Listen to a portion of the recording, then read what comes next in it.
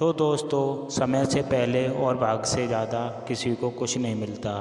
तो दोस्तों टिटहरी और समुद्र की कहानी आइए सुनाते हैं। इससे पहले आप इस चैनल पर नए हैं तो वीडियो को दिल से लाइक करें और चैनल को सब्सक्राइब जरूर करें। तो दोस्तों आपके घर में धन की कमी कभी नहीं होगी और परिवार में कभी कलह नहीं होगी। ये वो कहानी है जो टिटहरी और समुद्र के बीच की कुछ ऐसी पंचतंत्र कहानी है। इसे सुनने से सारे कष्ट और दुख कट जाते हैं। तो आइए कहानी को शुरू करते हैं। समुद्र के भाग में एक टिटहरी का जोड़ा रहता था। अंडे देने से पहले टिटहरी अपने पति को किसी सुरक्षित प्रदेश की खोज करने के लिए कहा। टिटहरी ने कहा, यहाँ सभी स्थान पर्याप्त सुरक्षित है, तू चिंता न कर। टिटहरी ने कहा, समुद्र में जब ज्वार आता है तो उसकी लहरें मतवाले हाथी को भी चीख कर ले जाती हैं, इसलिए हमें इन लहरों से दूर कोई स्थान देख लेना चाहिए। टिटहरा बोला, समुद्र इतना दुस्साहसी नहीं है कि वह मेरी संतान को हानि पहुंचा सके। वह मुझसे डरता है, इसलिए तू निसंकोच होकर यहीं तट पर ही डेरा डाल लेते हैं। तभी टिटहरी कहती है। समुद्र ने टिटहरी की ये बातें सुन लीं। उसने सोचा यह टिटहरा बहुत ही अभिमानी है। तभी दोस्तों आकाश की ओर टांगें करके ये भी इसलिए सोता है कि इन टांगों पर गिरते हुए आकाश का कोई थाम लेगा। तो इसी को बताते हैं कि इसके अभिमान का भाग होना चाहिए। ये सोचकर उसने ज्वार आने पर टिटहरी के अंडों को अपने लहरों में बहा दिया। तभी टिटहरी जब दूसरे दिन आई तो अंडों को बहता देखकर रोती बिलखती टिटहरे से बोली, मूर्ख, मैंने पहिए से कहा था कि समुद्र की लहरें इन्हें बहा ले जाएंगी, किंतु तूने अभिमान के वश में आकर बात पर ध्यान नहीं दिया। आपने प्रियजनों के कथन पर भी जो कान नहीं देता उसकी दुर्गति होती है। तो दोस्तों आप अपने परिवार में कभी कलह की उत्पन्नता ना करें, अपने परिवार की हमेशा ही सोचें। ये कहानी उसी पर आधारित है जो कि इसके अतिरिक्त बुद्धिमानों में भी कहीं बुद्धिमान सफलता होते हैं, जो बिना आई विपत्ति का पहले से ही उपाय सोचते हैं और जिनकी बुद्धि तत्काल अपनी रक्षा का उपाय सोच लेती है। जो होगा देखा जाएगा, कहने से वाले शीघ्र ही नष्ट हो जाते हैं। ये बात सुनकर टिटहरे ने टिटहरी से कहा, मैं भव्य विषय जैसा मूर्ख और निष्कर्म नहीं हूँ।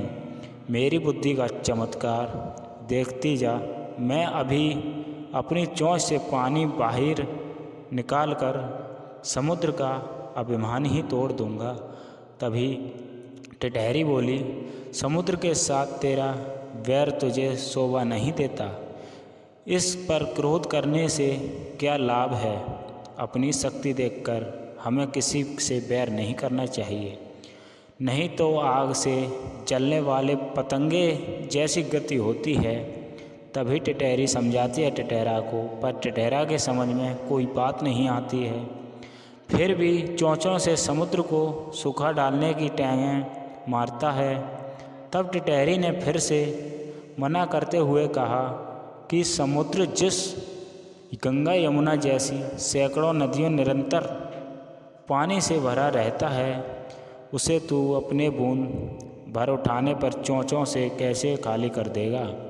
टिटहरा जब भी उस अपने होठ पर तुला रहा, तब टिटहरी ने कहा, यदि तूने समुद्र को सुखाने का हट ही कर लिया है तो अन्य पक्षियों को भी सलाह लेकर काम करना चाहिए।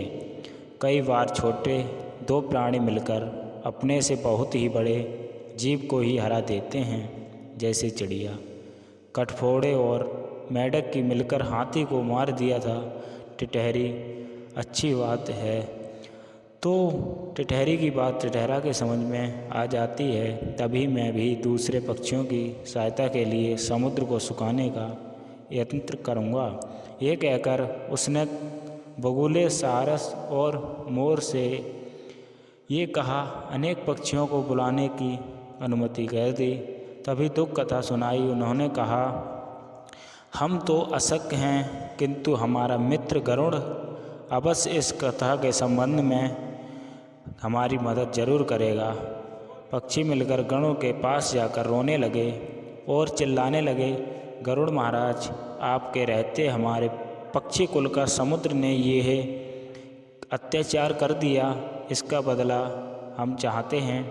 आज उसने टिटहरे से अंडे नष्ट किए हैं, कल वह दूसरे पक्षियों के अंडों को भी बहा देगा। इस अत्याचार की रोकथाम होनी चाहिए, अन्यथा संपूर्ण पक्षी कुल नष्ट हो जाएगा।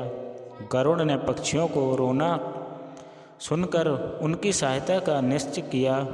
उसी समय उसके पास भगवान विष्णु का दूत आया। उस दूत द्वारा भगवान विष्णु ने उसे सवारी से बुला लिया।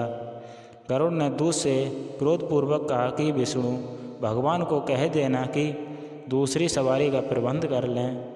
दूत ने गरुड़ के क्रोध का कारण पूछा तो गरुड़ ने समुद्र के अत्याचार की कहानी सुनाई। दूत के मुख से गरुड़ के क्रोध की कहानी सुनकर भगवान विष्णु स्वयं गरुड़ के घर पहुँचे। वहाँ पहुँचने के पर गरुड़ की प्राणायाम पूर्वक विनम्र शब्दों से कहा, भगवान, आपके आश्रम का अभिमान करके समुद्र ने मेरी साथी पक्षियों के अंडों का अपहरण कर लिया है। इस पर मुझे अपमानित किया है। मैं समुद्र से इस अपमान का बदला लेना चाहता हूँ। भगवान विष्णु बोले, गरुड़, तुम्हारा क्रोध युक्त है। समुद्र को ऐसा काम नहीं करना चाहिए था। चलो, मैं सभी समुद्र से उन अंडों का वापस लेकर टिटहरी को दिलाता हूँ। उसके बाद हमें अमरावती जाना है। तब भगवान ने अपने धनुष पर अग्निबाण को चढ़ाकर समुद्र से कहा, दुष्ट, अभी उन्हीं अंडों को वापस दे, नहीं तो मैं तुझे क्षण भर में सुखा दूंगा। भगवान विष्णु की भय से समुद्र के उसी क्षण अंडे वापस दे दिया। तो दोस्तों, अभिमान का असर नीचा होता है। ये कहानी संपूर्ण जनक की कहानी है। इस कहानी को सुनने से कलह उत्पन्न नहीं होती, घर में सदैव सुख शांति बनी रहती है। तो जो लोग चैनल पर हमारे नए हैं वो वीडियो को लाइक करें और चैनल को सब्सक्राइब जरूर करें।